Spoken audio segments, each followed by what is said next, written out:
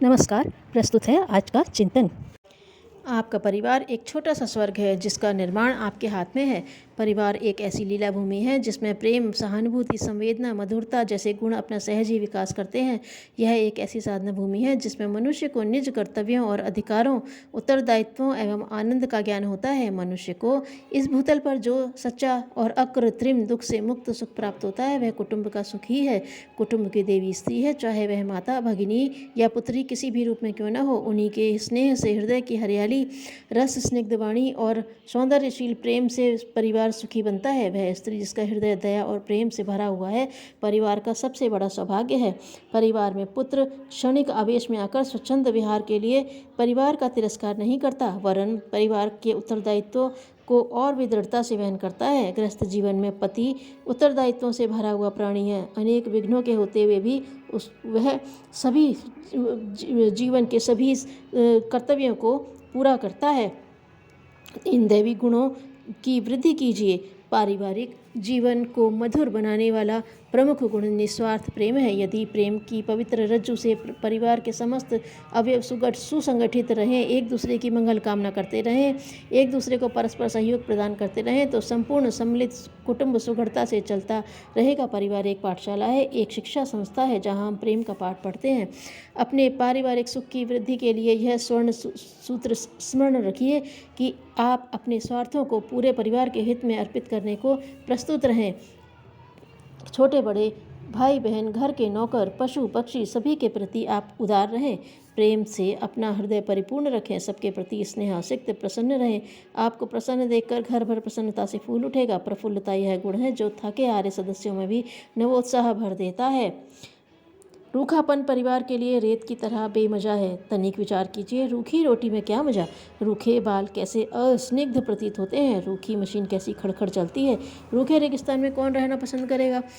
प्राणी मात्र सरसता के लिए तरस रहा है। वह आपका प्रेम, सहानुभूति, दया, करुणा, प्रशंसा, उत्साह, आह्लाद चाहता है।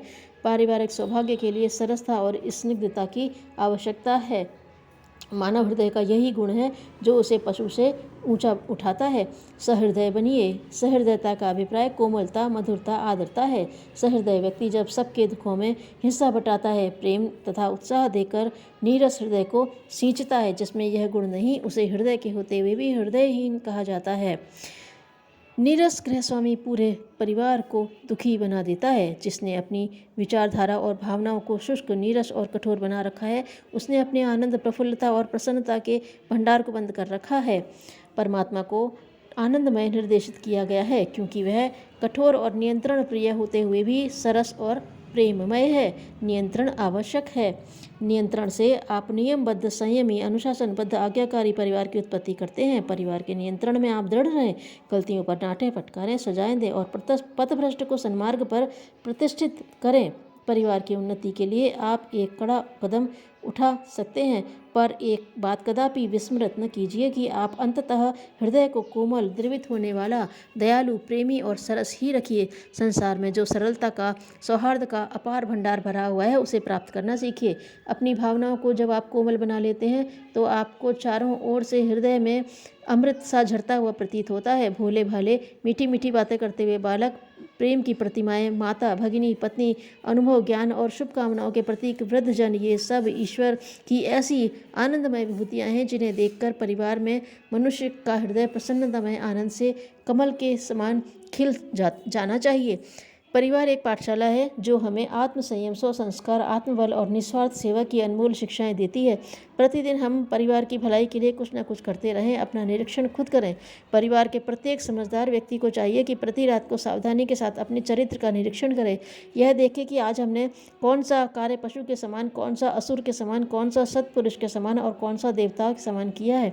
यदि प्रत्येक व्यक्ति सहयोग और निस्वार्थ भावना, सेवा की भावना से परिवार की संपन्नता में हाथ बटावे तो गृहस्थ सुखधाम बन सकता है। आए दिन इस बात पर झगड़ा रहता है कि हमें अधिकार दीजिए। नवयुवक, नवयुवतियाँ तथा अन्य सदस्य अधिकारों के रट लगाए रहते हैं। अधिकार मांगने की प्रवृत्ति दूषित स्वार्थ की भावना पर अवलंबित है। वे दूसरों को कम देकर उससे अधिक लेना चाहते हैं। यह स्वार्थमयी भावना जिस दिन अंकुरित होती है परिवार के से सुख और शांति की भावना का तो उसी दिन तिरोभाव हो जाता है। प्रत्येक छोटे मनुष्य प्रत्येक मनुष्य छोटे के साथ अनुचित व्यवहार करता है और कहता है कि हमारा अधिकार है। सास बहू पर अनुचित अधिकार जमाती है। बड़ा भाई छोटे भाई से दुर्व्यवहार करता है। अधिकार मांगने वाला दूसरे से कुछ चाहता है परंतु दूसरे को देने की बात विस्मृत कर बैठता है। उसे यह ज्ञान नहीं है कि अधिकार और कर्तव्य साथ साथ चलते हैं। इस हाथ दीजिए, उस हाथ ले लीजिए। इस मांग और भूख की लड़ाई में ही गृहस्थ जीवन का सुख विदा होना आरंभ हो जाता है। प्रेम, समता, त्याग और समर्पण के ये ऐसे दैवी विभूतियाँ हैं जिनसे गृहस्थ स्वर्ग बनता है। वहाँ अधिकार नाम का शब्द प्रवेश नहीं कर सकता, वहाँ तो दूसरा शब्द कर्तव्य ही प्रवेश पा सकता है। परिवार के प्रत्येक सदस्य का उत्तरदायित्व है तथा कुछ न कुछ कर्तव्य हैं। वह अपना कर्तव्य करता चले। जो तुम्हारा अधिकार है वह तुम्हें अनायास ही प्राप्त हो जाएगा। लेकिन कर्तव्यों की बात भूलकर केवल अधिकार की मांग करना नैतिक दृष्टिकोण से गर्हित है। समस्त भकीड़ों की इस जड़ को काट देना चाहिए। संसार के संबंधों को देखिए। दुनिया का सब कार्य स्वयं ही आदान प्रदान से चल रहा है। जब कुछ दिया जाता है तब तुरंत ही कुछ मिल जाता है। अतः लेने की आकांक्षा होने पर देने की भावना पहले बना लेना जरूरी होता है। अधिकारों में केवल लेने की भावना भरी रहती है, त्याग, बलिदान, सेवा, सहानुभूति की नहीं। इसलिए पारस्परिक प्रेम का क्षय प्रारंभ होता है। जिस दिन यह अधिकार की लालसा गृहस्थ जीवन में प्रविष्ट हो जाती है, गृहस्थ कलह का अखाड़ा बन जाता है। आज पढ़े लिखे मदांध नवयुवक इस भावना को मन में भरे पृथक कुटुंब की आवाज़ बुलंद करते हैं। अपने ही हाथों उन्होंने अपने सुख और सुविधा को लात मारी जा रही है। अधिकार का अभिप्राय है दूसरों को अपने अधीन रखना, अपने सुख का भोग का यंत्र बनाना। जब किसी भावना का प्रवाह एक ओर से चलना प्रारंभ हो जाता है तो उसकी प्रतिक्रिया दूसरी ओर से भी आरंभ हो जाती है। तब एक दूसरे को भोग का यंत्र बनाना चाहता है तो दूसरा भी पहले को यंत्र बनाने की धुन में लग जाता है। इस कुचक्र को से बचने का उपाय यही है कि परिवार का हर सदस्य अधिकार की अपेक्षा कर्तव्य पर ध्यान दे, लेने की अपेक्षा देने की अधिक ध्यान रखे। तभी गृहस्थ आश्रम सुख का धाम बन सकता है। धन्यवाद।